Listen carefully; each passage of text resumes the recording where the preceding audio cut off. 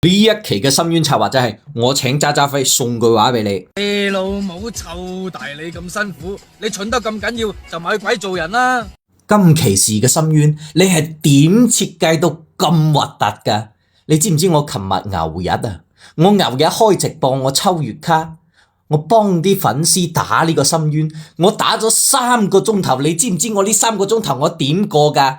我今日真係要鬧柒你，耶穌都攔唔住我話嘅，一個二個頭大冇腦，腦大生草。你自己設計嘅深淵，你自己嘅號過唔過鳩到㗎？你有冇考慮嗰啲普通玩家嘅感受？有冇考慮嗰啲運氣好差嘅嗰啲玩家嘅感受？嗰個黑惡提住把刀烏哩哇叉就斬咗過嚟，我沙金嘅盾係滿㗎，直接冚唪唥死鳩晒。我復原嘅血係滿㗎，直接原地升天。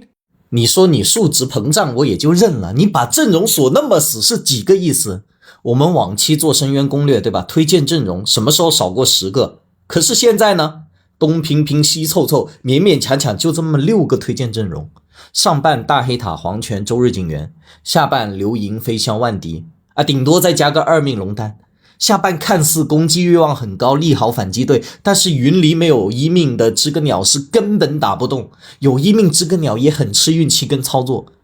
而那些推薦陣容也不是說你有你就打得爽了，黃泉2命或者焦丘你少一個你都得痛苦一陣，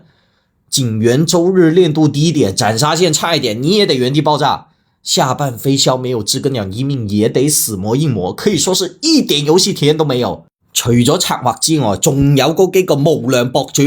深淵一開門就喺嗰度哎呀，今次嘅深淵冇膨脹，普通玩家嘅福音嚟啦。等到我自己打嘅時候，我打咗個5T 出嚟，我就知道弊家伙俾人玩鳩咗。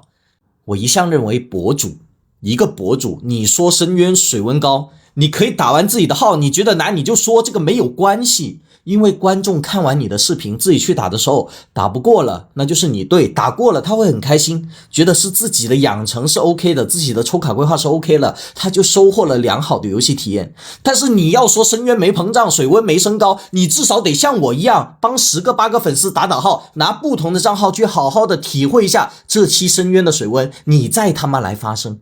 不然相對單純的開拓者們看完你的視頻去打深淵，打過了他會覺得哎呀，這只是這期深淵沒膨脹，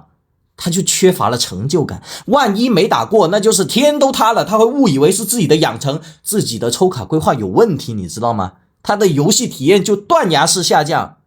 做視頻你得憑良心啊，你不能啥流量高你就亂說啥呀。我建議啊，這期深淵策劃還有說水溫沒升的無良博主們，冚唪唥同我企到喺操場上大聲講，對唔住開拓者。